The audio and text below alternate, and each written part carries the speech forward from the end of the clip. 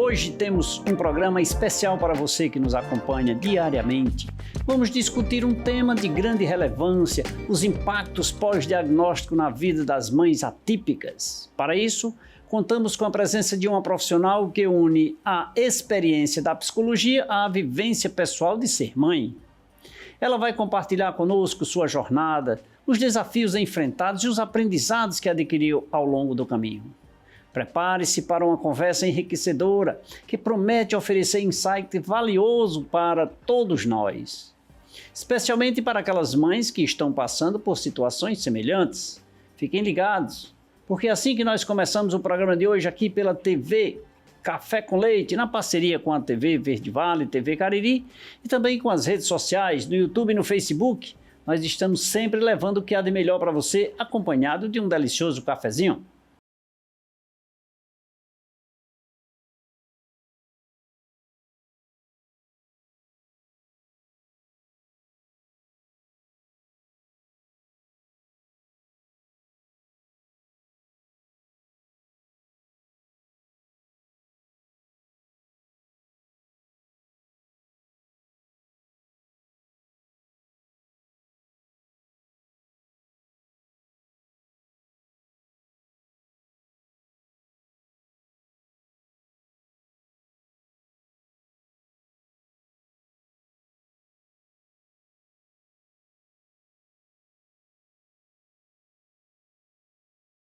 Primeiro, muito obrigado por você aceitar aqui o nosso programa, se deliciar do meu cafezinho. Motivo de orgulho recebê-la, viu? Seja bem-vinda.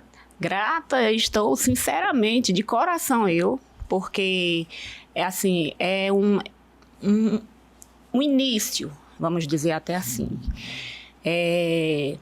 Hoje em dia, tratar de saúde mental, tratar de vivenciar os processos e como eles acontecem, isso sempre foi e sempre será de maneira única para cada indivíduo. Né? Exclusiva, né? Sim.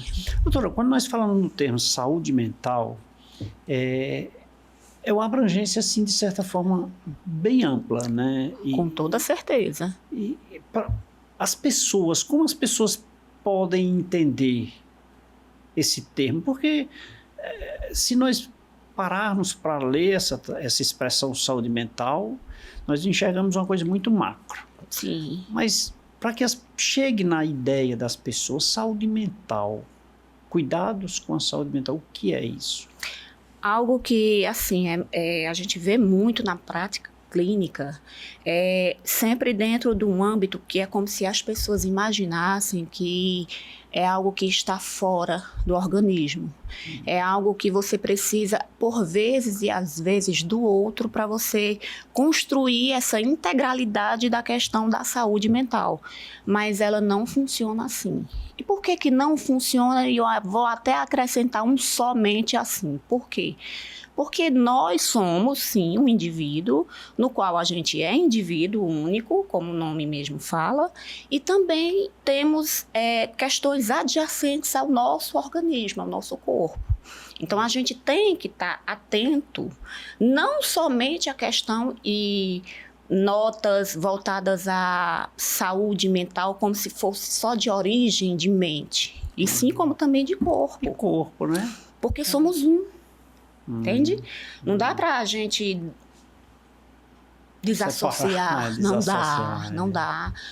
E aí é onde está o vão engano, e às vezes eu até brinco muito, até no consultório com os meus pacientes, que é como se as pessoas imaginassem que o transtorno mental ou o adoecimento mental, ele está muito voltado a esferas além do nosso organismo, e não está tudo no nosso próprio organismo. Como a senhora disse, isso é individual, ou seja, os cuidados, a atenção, nós dois aqui, nós podemos ter, digamos assim, a senhora me corrige todos os termos necessários, porque eu não sou da área, portanto, mas nós estamos aqui e eu posso ter um problema de saúde mental diferente de um seu. Sim, e detalhe, o mesmo transtorno, viu? O mesmo transtorno? Sim, por quê?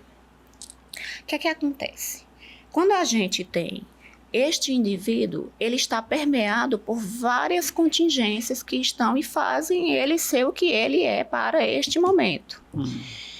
Então, assim, como é multifatorial, então não dá para a gente atrelar apenas a uma questão cognitiva, apenas a alguma questão corporal e organísmica. E por que eu falo corporal e organísmica? Porque muita gente não acredita e não percebe ou não entende que dentro do nosso encéfalo, que é a nossa cabecinha, o que é que acontece? Lá existe uma química cerebral. Então, a gente está falando sobre um sujeito de ordem química. Mas esse sujeito de ordem química, ele também está inserido em suas relações, em seus contextos e no seu meio social. A depender de onde ele vive, no ambiente que vive. Então, ele está integral ali dentro desses espaços que são mais macros. Então, o que é que acontece? Quando você fala sobre saúde mental, é isso que precisa ser englobado. E não somente a questão ou psiquiátrica ou mental como um todo. Por quê? Não existe algo, como eu já falei, que dê para dissociar, porque ele vai ter ali as circunstâncias da vivência dele, os ambientes nos quais ele vai impactar e vai ser impactado, e isso tudo reverbera, sim, ou no adoecimento mental, ou também na sua saúde mental. O adoecimento mental, ele é oriundo de um fator externo, ou ele é advindo, por exemplo, de uma... sei lá, eu já nasci com ele? Existem vários fatores. Existem sujeitos que têm uma carga genética, assim, que passa de geração em geração. Seria a mais comum, por exemplo? Não vou nem falar o termo comum, mas talvez a mais disseminada, porque... A mais disseminada. Quer queira, quer não, não tem como a gente tirar o nosso DNA, porque a gente já nasce de fato com ele. Então, assim, não é à toa que a gente às vezes parece o narizinho, parece o cabelo com o papai, com a mamãe ou com alguém da família. Por quê? Porque você está vindo daquela família. Mas o que é que ocorre? Esse sujeito que tem essas características genéticas, ele também vai se inserir em ambientes, sejam eles das mais variadas instâncias. Aí o que é que acontece? Em cada ambiente que ele chega, é como se ele fosse pegando um pouquinho de cada um, de cada espaço, e isso você vai se complementando. Então, assim, todo comportamento, quer queira, quer não, ele é muito direcionado e enviesado à questão tipo, a gente pode modificar, a gente pode não modificar. Tem coisas que dá para a gente mexer e tem coisas que não dá para mexer. Geneticamente, DNA dificilmente a gente consegue mexer. Por quê? Porque é algo que já está aqui, você já nasceu. É como se fosse uma estrutura fixa, mas que pode ser moldada, digamos assim, de acordo com o que ele vai experienciando, o que ele vai vivendo. Aí tudo isso reverbera, sim, no ser integral do que eu já vinha falando, né? E às vezes você querer separar isso, ao meu ver, vou dizer até técnico, é um erro. E por que eu digo que é um erro? Porque você não consegue. Não dá para você dizer que todo o adoecimento ele é só de ordem genética, ou ele é só de ordem ambiental, porque está tudo misturado, é como se fosse tudo. Não é à toa que todo transtorno, se a gente for falar em transtorno, ele é multifatorial, porque não é só de um lugar que vem. Então, eu vou lhe dar um exemplo mais simples, que geralmente tem muito isso, né? Psicólogo tem muito fala técnicas e tudo, e eu gosto bastante de simplificar, até mesmo para as pessoas tentarem aderir mais à informação. Então, assim, o sujeito que ele tem geneticamente algo voltado para esse comportamento específico, só que ele está dentro de um ambiente no qual ele é estimulado, no qual ele tem situações que podem fazer esse cérebro ir aprendendo, essa carga genética ela permanece, mas o desenvolvimento dele passa a ser de uma forma mais eficaz. Por quê? Mas isso aí entraria numa forma, vou lhe pedir perdão novamente e perguntar, de tratamento uma vez que ele já está no meu DNA, ou uma forma de convivência, ou uma forma de despertar aquilo que está no meu DNA? Aí eu vou lhe dizer, tudo junto e misturado. Vamos lá. Tudo junto e Por misturado, quê? né? Mais uma vez, não tem como dissociar. Tem algumas coisas que geneticamente a gente pode ir manejando, não vou nem dizer modificar, mas você vai manejando. E os espaços em que ele vai aderindo, que ele vai tendo de conhecimento, isso vai fazendo com que ele vá se construindo e aderindo às habilidades que ele vai ter de acordo com o que tem, e às vezes e por vezes diminuindo aquele fator que ele tem mais genético e intrínseco, que é dele mesmo. Tem questões de temperamentos, tem questões de comportamento, ou seja, são muitos fatores mesmo. Então não dá para a gente dizer, é por conta disso. Que é que hoje a ciência... Aí voltamos lá para aquele ponto de cada caso é um caso. Cada caso é um caso. E para você ter uma ideia, é muito importante a gente sempre tocar nesse ponto, porque eu acho muito interessante dentro do consenso que existe da família atípica e do indivíduo atípico, é porque na maioria das vezes é como se você tirasse e colocasse ele num pedestal ou colocasse ele num lugar que ele fosse diferenciado. Aí a pergunta e a provocação que eu sempre pergunto é: e quem é que é igual? Nós não somos iguais. Ninguém é. Os típicos também não são iguais. Agora, assim, a forma que a gente vê que cada um se comporta, que é única, né? Cada um vai ter as suas impressões, vai ter as suas experiências, vai ter as suas habilidades. E cá para nós, eu acho que é isso que é o massa do ser humano, vou dizer até assim. Doutora, eu vou mais longe na minha linha de raciocínio e diria assim, eu acho que atípico é aquela pessoa que não entende uma pessoa atípica. Entendeu? Atípico é a pessoa que não entende. Eu sou típico e eu não te compreendo como atípica. Sim. Então o atípico sou eu. Sim, perfeitamente. Não é? Perfeitamente. Se nós aqui temos... nós somos diferentes, o fato desta pessoa aqui ser atípica e eu não compreender isso, ou seja, assim como eu lhe compreendo, o atípico sou eu. Sim, não é? Sim. E às vezes e por vezes esse consenso que a gente deve ir começando a entender. Não sobre uma estereotipia voltada somente para esse âmbito, ou seja, ou quem é típico ou quem não é típico, mas sempre direcionando o olhar para como aquele sujeito funciona. Porque cada um vai ter o seu. Sim. Por mais que a gente tenha, tipo, você pegar o DSM, vai ter, os comportamentos são assim, assim, assim, assim, assim, assim, assim, assim, assim, assim. É tanto que a gente nem tem aquela coisa, bater o martelo e tem todos e todos faltam isso e aquilo. Não, por quê? Porque isso varia bastante. E já varia por quê? São indivíduos diferentes, de realidades diferentes, com estimulações diferentes. E tudo isso corrobora para o sujeito ser quem ele de fato é ali, naquele instante. Quando a gente volta para o ponto da gente ver aquele tudo e misturado sobre como que é a linha de tratamento e tudo isso, a gente precisa entender minimamente como que é essa especificidade que esse sujeito em si tem e apresenta. Porque desde o momento em que a gente nasce ao momento que a gente morre, desencarna, enfim, o que é que ocorre? Esse meio tempo a gente é ser de aprendizado, a gente é ser de adaptações, a gente é ser de situações onde a gente vai modificando tudo. E se a gente olhar em nosso entorno, o que é que ocorre também? Modificações.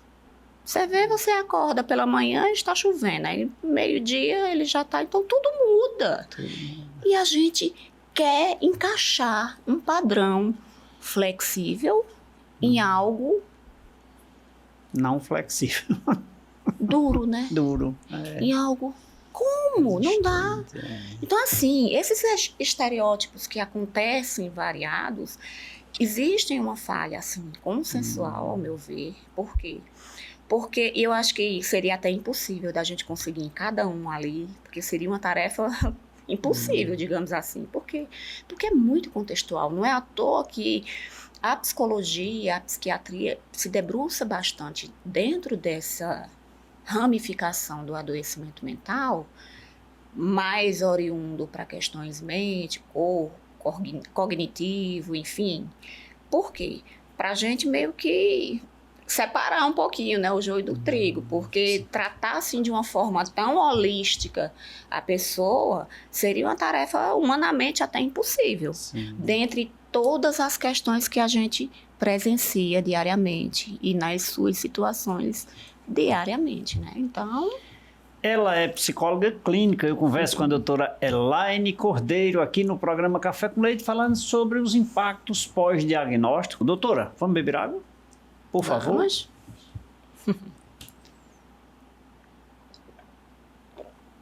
Doutora, aceita um cafezinho? Com leite. Com toda certeza. Por favor, doutora. Gente, a doutora Elaine promete no próximo bloco que tem muito mais. Fique ligado, daqui a pouquinho a gente volta.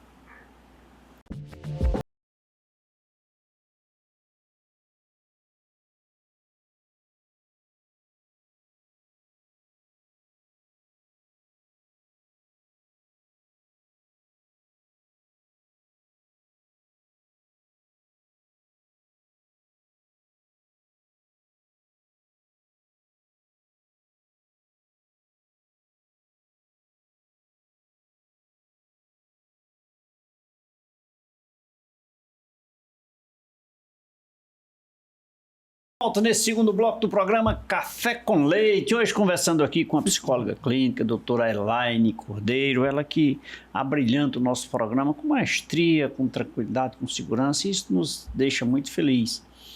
Vou pedir permissão aqui à minha convidada para eu mostrar aqui para você uma queridinha que eu adoro, que é o Café com Leite em Revista, nossa 9ª edição. Aqui nós temos matérias de educação, cultura, direito, marketing, dentre outras, e ela é feita para você. Muita gente gosta das coisas virtuais. Tem também lá no site tvcafecoleite.com.br, você vai encontrá-la de forma virtual, mas eu gosto assim, é papel, pegar. Então, 2. entre em contato com a nossa produção, que nós enviamos para você sem nenhum custo, é grátis, ela foi feita para você. E digo mais, corre que não tem mais tantos exemplares assim não, tá? Essa daqui é da minha convidada, da doutora Elaine, e a sua está com a minha produção, se ainda tiver. Doutora, essa daqui é sua, viu?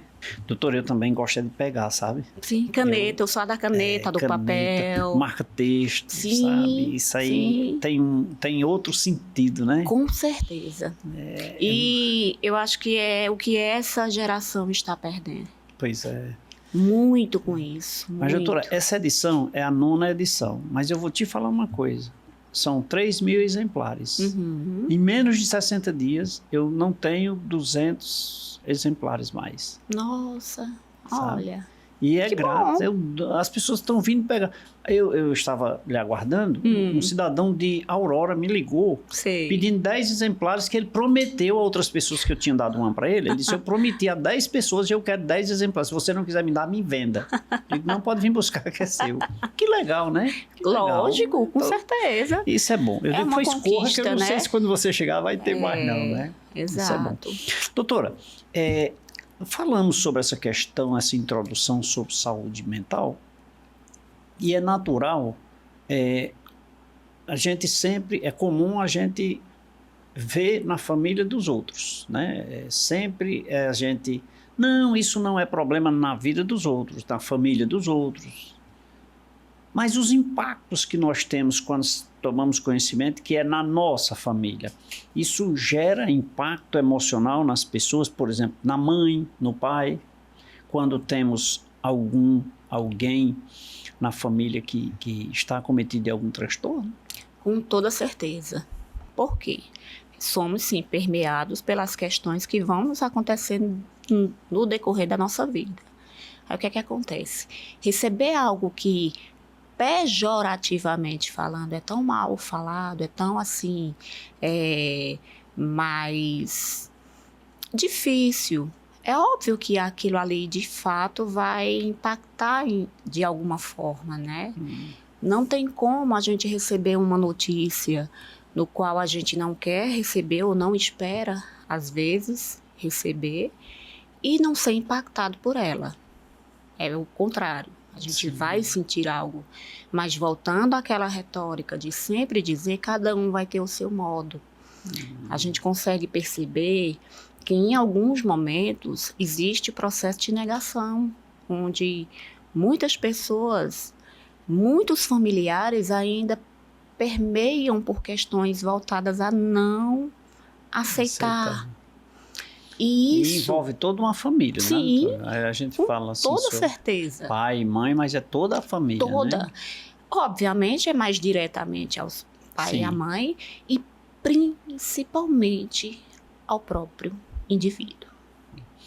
E não aceitar é mais difícil ainda, né? Eu Não imagino que a aceitar. senhora deve encontrar muita gente. Assim. Sim, sabe por quê? Porque, na verdade, você fica naquela ideia de eu queria ou deveria ser diferente. Mas não é porque a gente quer que isso vai ocorrer. É aquela coisa, por que comigo, né? Ou porque comigo, enfim, N e N questões.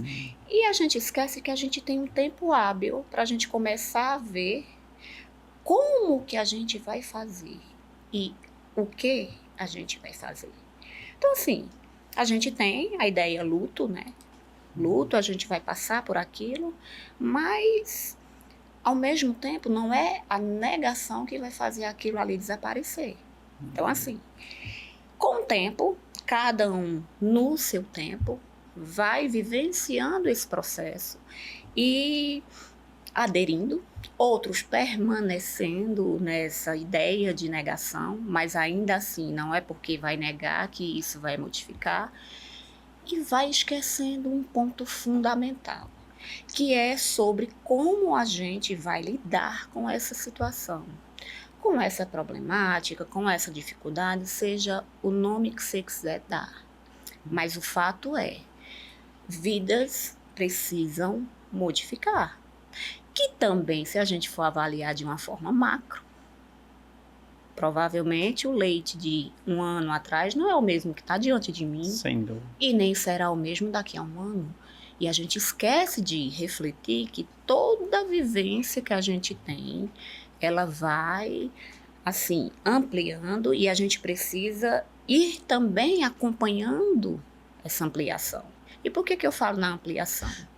Porque por mais que seja algo ruim para alguns, para outros nem tanto, talvez seja até alívio para outros, enfim, não sabemos, porque vai ser algo de como o sujeito vai introjetar isso, né?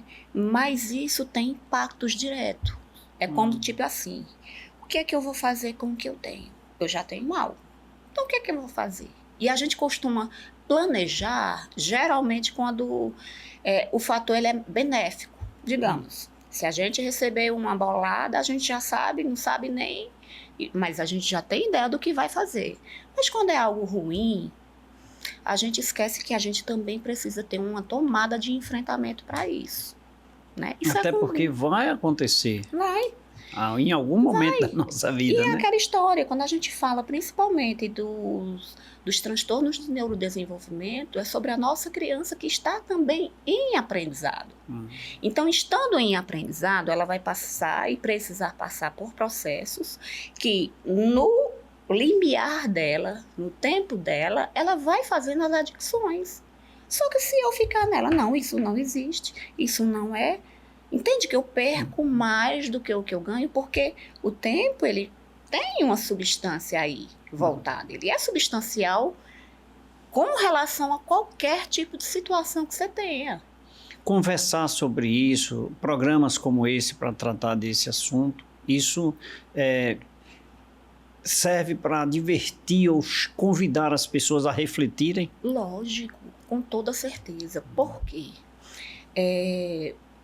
Não é negar, não é não acreditar que vai fazer o processo mudar. Agora você agir Aí sim. Agir. Porque a gente necessita agir em tudo, em todas as nossas circunstâncias do nosso viver, ou não? O mais rápido possível. E o mais rápido. Por quê? Porque quando se fala em desenvolvimento, você está diante de um sujeito que está se desenvolvendo. Apesar de nós estamos nos desenvolvimentos até o nosso... nos desenvolvendo até no momento em que a gente morre. O último dia que você tiver aqui na vivência humana, você certamente aprenderá algo. Então, a gente é sempre esse eterno aprendente. Então, como tal, a gente precisa, eu vou ter essas, vou aderir esse tipo de informação, essa habilidade de uma forma eficaz para minha vivência ou não. Os pequenos, eles não têm essa capacidade. Então, tá na rede de apoio. Na rede até para as pessoas, normalmente as crianças atípicas, e pegando o gancho da sua resposta, os pais precisam ter um processo de convivência diferenciado, porque são crianças. Sim, e detalhe, aí às vezes a gente vê que a criança fez isso porque ele é assim. Então você às vezes adere um comportamento que nem é do ser atípico a uma coisa que, não, vou dizer até assim, falta até um pouco de lógica, e eu não vou nem dizer isso, mas talvez conhecimento. Eu costumo dizer que a gente nunca vai fazer uma coisa que a gente não sabe. Eu creio que seja conhecimento. Eu sou muito da educação, sabe? Eu gosto muito da educação. E eu às vezes, as pessoas até desligam a TV porque eu digo que é muita falta de educação, sabe? Mas falta de educação, quando eu vou nesse ponto, eu não me limito a você participar de um colégio, de ir para a sala de aula. Sim. Mas falta de educação num contexto mais amplo. Tudo. Porque tudo é aprendizado. Tudo é aprendizado. Tudo. Nossa vida é um aprendizado eterno. E se a gente for avaliar nos pequenos, eles têm uma quantidade de neurônios espelhos bem maiores. Por que é que aquela historiazinha de você dizer, menino, não faça isso, às vezes ela não funciona? Porque você pede para ele não fazer uma coisa e, contrário ao que você pede, você faz outra. Você faz outra. Então, ele vai observar o que você vai fazer e vai ouvir repetir. uma coisa e ver outra, né? Exato. Aí, assim, isso é substancial para o comportamento da criança. Menino, não pega no celular. A mãe e o pai no celular. Como? Não tem como. É óbvio que a criança vai entrar nisso também. Natural. E a gente comum. percebe, e eu digo isso em alguns pacientes que eu tenho, que a família que tem o hábito de fazer a leitura com a criança gosta de ler. Já a família que não tem o hábito de fazer a leitura junto com a criança, ela não gosta de ler, ela não adere. Na maioria das vezes, nem saber ler sabe. E eu não estou falando em termos de idade. Por quê? Porque é em experiência do sujeito. Porque tem. Doutora, se observar, se analisarmos a coisa de uma forma assim bem ampla, percebe-se que é um mundo, não é? É um mundo porque, pequeno detalhe, enquanto a senhora falava aí, olha, a criança não pode pegar o celular, mas o pai não solta. Não pode fazer isso, mas eu faço. Sabe? Fora o mundo externo, que fora os pais ainda tem a convivência externa. Então, assim, é muito amplo, inclusive para profissional de psicologia, com toda certeza, para analisar tudo isso, né? Eu acho bem assim, específico quando a gente fala, porque geralmente as pessoas, em termos sociais, geralmente a pessoa leiga, ela fala bastante sobre o saber médico, sobre aquela questão que o médico sabe muito, e ele é quem sabe, às vezes, até mais de mim do que eu mesmo, e entrega a sua vida para o médico, enfim, tal. Quando chega diante de um psicólogo, é como se tivesse uma resistência, como se a gente meio que ficasse só no âmbito da conversa. Entende? Eu acho que você, como é bem disseminado, a gente como profissão tem muito esse estereótipo citado, né? Eu vou fazer, ou vou para isso, porque ou eu não estou louco, ou eu vou só pagar para conversar. E às vezes não é isso, porque a gente precisa sim ter esse olhar mais ampliado. Porque é um sujeito que tem várias instâncias dentro de um organismo que também tem sua complexidade. Então, assim, às vezes um médico, ele vai ver e o ossinho do seu dedo, ele é o mesmo meu, o mesmo dela, o mesmo de qualquer um. Mas aí, como que é o dedo da Elaine, como que é o dedo do Leite, como que é o dedo da Joana, da Maria, enfim. Isso é psicologia. Por isso que é difícil. Não é à toa que até para a gente fazer trabalhos mais científicos é algo mais difícil. Por quê? Porque isso varia bastante. Então é nessa variação, porque hoje, sabe aquela ideia de é uma coisa que é e pode muito bem não ser? Como assim? Como é que uma coisa é e pode muito bem não ser? Pois é, a complexidade humana ela é assim. Porque ela é hoje algo e amanhã ela pode muito bem não ser. E assim acontece. E como você falou no bloco anterior, não é a cabeça e a mente, é o corpo. É tudo. É tudo, Somos né? nós. É o indivíduo. E o médico também é a mesma coisa, né? Exato. O corpo, né? É tanto que se você for olhar hoje em dia, tudo está sendo assim, adaptado para que a gente comece a ver o sujeito de forma como algo integral, sim. Por mais que a gente tenha as especialidades e tudo, porque realmente seria humanamente impossível dar de conta de tudo e alguém, uma só pessoa dar de conta de tudo, ou um só profissional dar de conta de tudo, porque não dá. Porque é uma complexidade enorme, não é à toa que dentro da própria faculdade da psicologia a gente tem várias teorias. Porque mesmo a gente tem vários autores de muito bem embasados, muito bem... O que é que ocorre? Eu estou aplicando aquilo ali para um sujeito na sua dimensão única. Então, cada um vai vivenciar o processo de uma forma diferente, sim. Né? E o importante é que é possível, né? Sim. Ela é psicóloga clínica, ela é professora, porque está me proporcionando uma aula agora sobre esse tema, né? Os impactos pós-diagnóstico. A doutora Elaine Cordeiro aqui no programa Café com Leite. Doutora, vamos beber mais água? Por favor. Bora.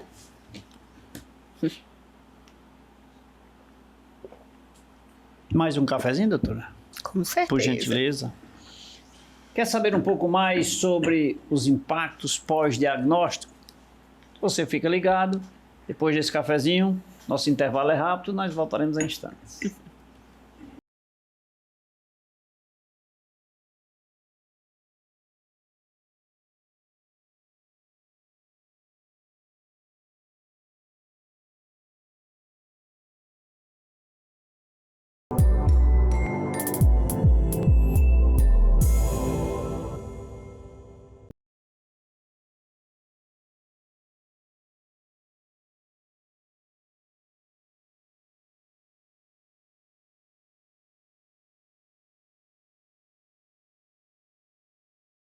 Estamos de volta nesse terceiro bloco do programa Café com Leite, hoje conversando com a psicóloga clínica, a doutora Elaine Cordeiro, ela que abrilhanta o nosso programa de hoje, falando sobre um tema de extrema relevância, para que você possa refletir, né, na sua vida, com os seus familiares, aquelas pessoas que estão ao seu lado, seus amigos, né, sua rede de relacionamento.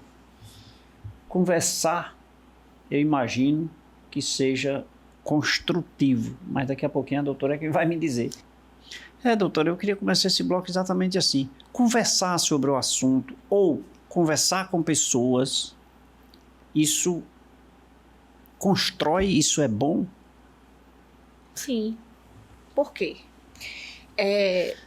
Dificilmente a gente consegue ter uma resolução do que quer que seja sem ter exemplos.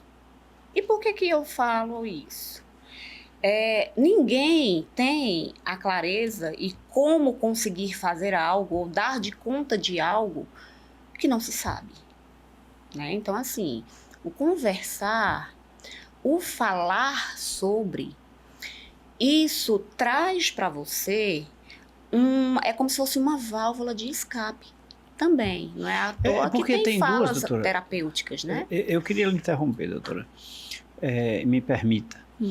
Tem duas vertentes nessa linha. Aquele em que tem o problema e não fala, e eu que vejo quem tem o problema e não sei como falar, sabe? Então, são duas pessoas distintas, né? Sim. Então, tem essa que tem alguém na família, que possivelmente tem algum transtorno e não sabe nem conversar, ou não aceita, ou coisa assim. E alguém de fora que vai, olha, mas se eu fizer isso, eu vou talvez magoar você. Você vai ficar com raiva de mim, é natural, né? Sim, para impacto. Toda notícia, ela vai causar aquele impacto, né? Como já foi muito bem falado, né?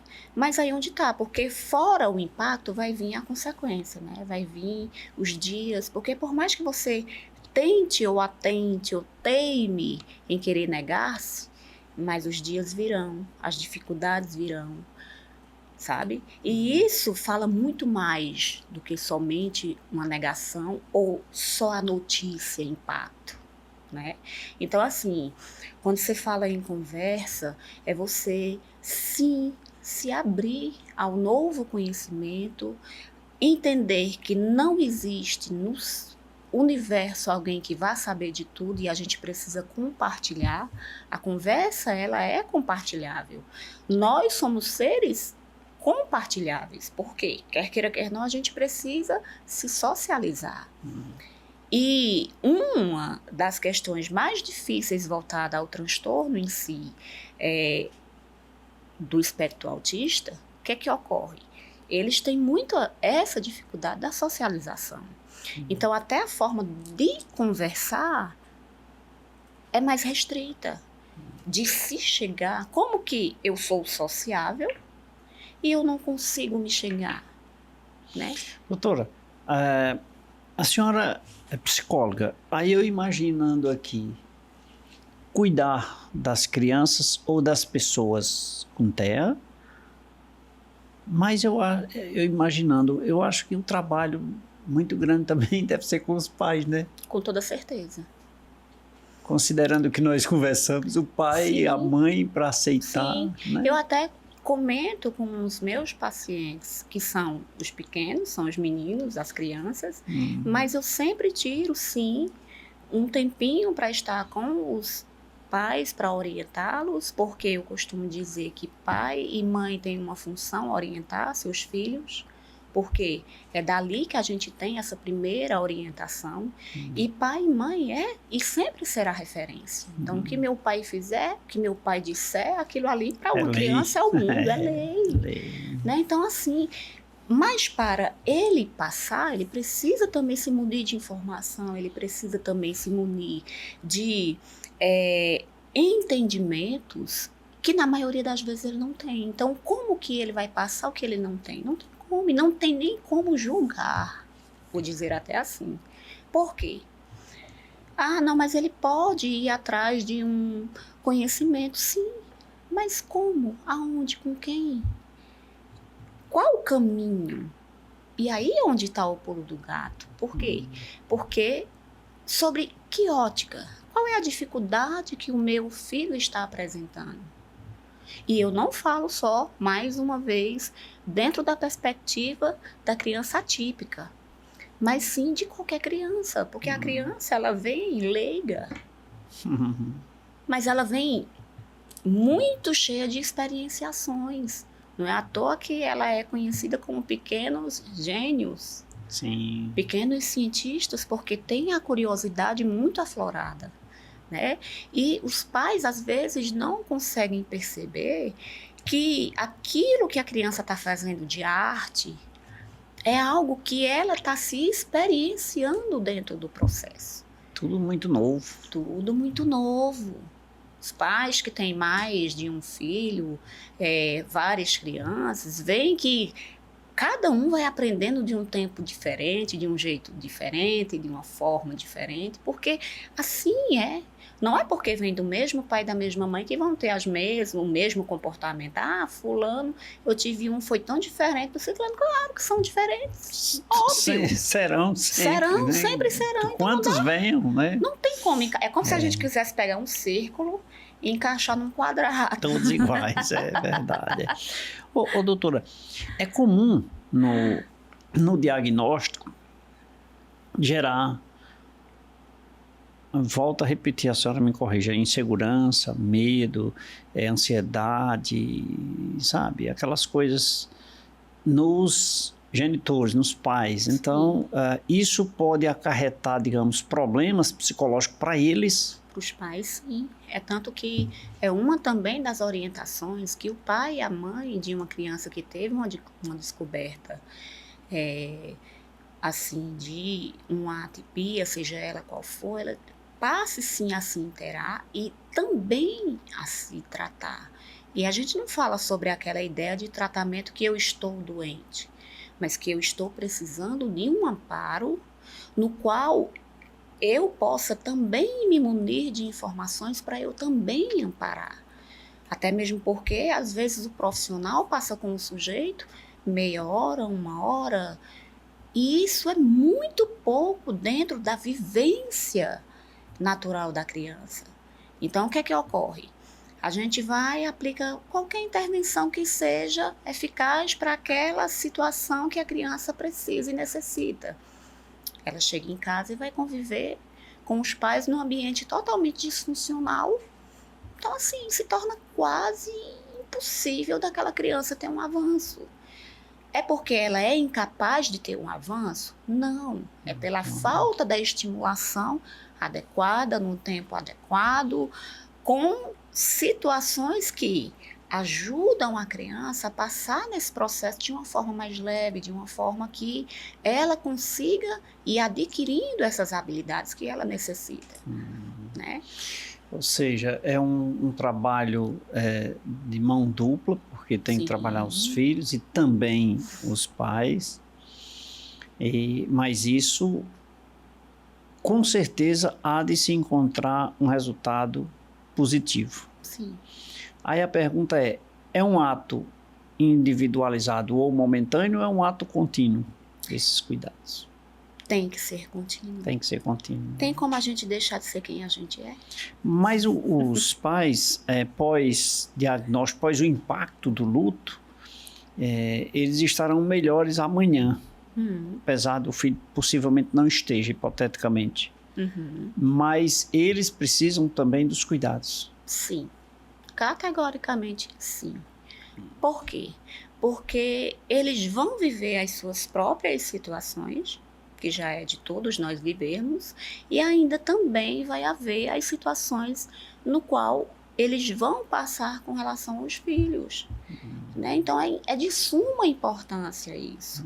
Ah, não, é só sobre ele, não, mas ele está contigo, ele está como, mais uma vez, como que uma pessoa que não tem a orientação adequada vai conseguir orientar? Se ele é a referência, se ela é a referência. Aí é que precisa cada vez mais. Aí é que precisa, que aí é onde, é como se assim, socialmente, a gente dissesse assim, não, a gente não precisa porque quer queira, quer não, eu já dei de conta. Como que deu de conta? Tem muitos deles que nem aceitam ainda. Como que está dando de conta? Doutora, qual é o tempo médio, por exemplo, entre diagnosticar e aceitar? Varia. Varia muito, né? Varia. São pessoas, né? São pessoas. Não tem essa conta fechadinha. Costumo até dizer, se fosse igual a receita de bolo, era muito bom, mas não é. Não tem como, e nem tem como a gente também dar essa garantia. Porque por mais que você faça uma estimulação ali, perspicaz para aquela inabilidade que aquele sujeito tem, mas o tempo de aderência é o dele. Então, se eu precisar de fazer uma vez ele aprender, ótimo. Se eu precisar fazer 10 vezes, vai precisar ser feito 10 vezes. Mas o fato dos pais aceitarem com mais, digamos assim, com mais coerência. Sim. A tendência é ser bem curto, né? Com certeza. Com certeza, porque é aquela história. Você sai daquele padrão de dizer, o que é e vai fazer o padrão de como eu vou fazer. Então, você já entra para a parte do enfrentamento. Como a gente vai fazer isso? Eu posso até não saber, porque ninguém nasce pronto. Sim. Mas eu vou aprender para saber fazer. E para isso eu preciso minimamente de ter orientações. Ela é psicóloga clínica, eu converso com a doutora Elaine Cordeiro aqui no programa Café com Leite. Na linha da psicologia, nós poderíamos aqui gravar vários programas, porque as vertentes são tantas. Muitas. Falamos aqui sobre uma apenas, e muito pouco, porque o tempo urge e nós temos que parar.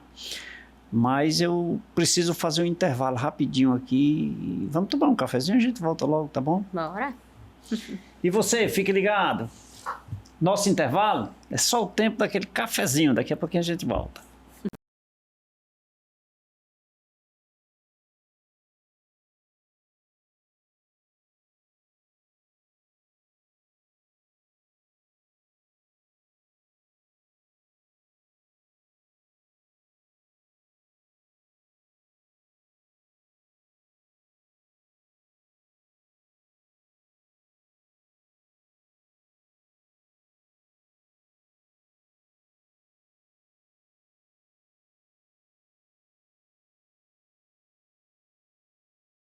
Que era rapidinho, já me deliciei de um cafezinho, já bebi uma água mineral São Geraldo, mas agora eu quero abraçar de forma muito especial a doutora. Muito obrigado, doutora, simpaticíssima.